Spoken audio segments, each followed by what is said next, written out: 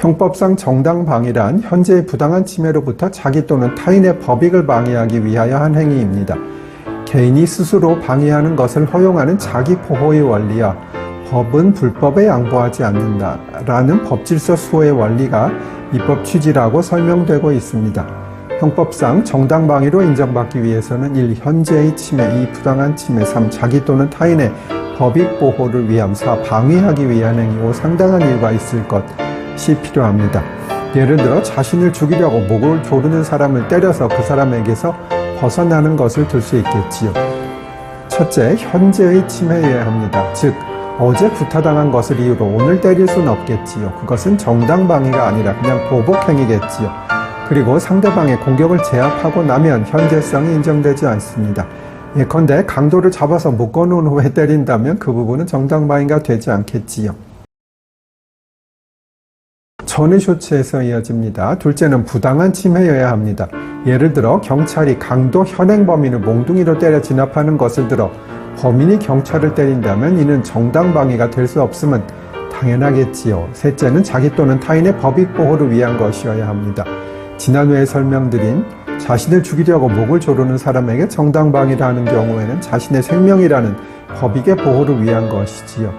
넷째는 방위행위여야 합니다. 즉 침해의 방위를 위한 적절한 행위여야 합니다. 다섯째는 상당성이 있어야 합니다.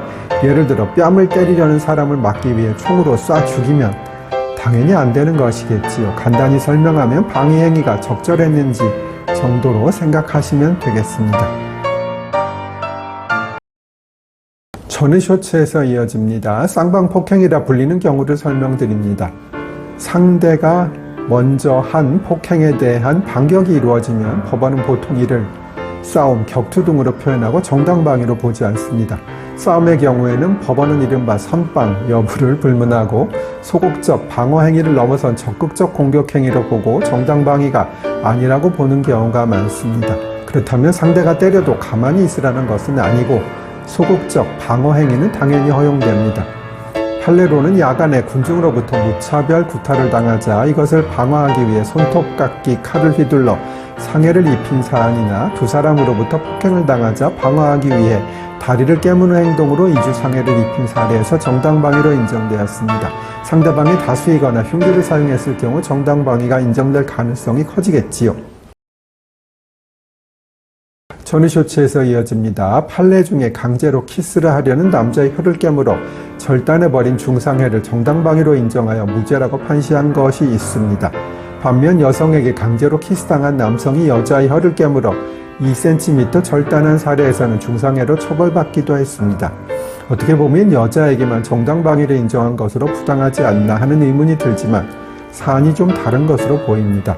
남자가 깨문 사건은 여성을 밀치거나 주변 지인들에게 도움을 요청하여 상황을 벗어날 수 있었음에도 굳이 여성에게 필요 이상의 상해를 입힌 것인 반면 여자가 깨문 사건은 피해 여성이 2명의 남성에게 외진 골목에서 제압당해 강간당할 위험에 처해 있었고 상황을 모면할 수단이 전혀 없었기에 정당방위로 인정받은 것이라고 보입니다.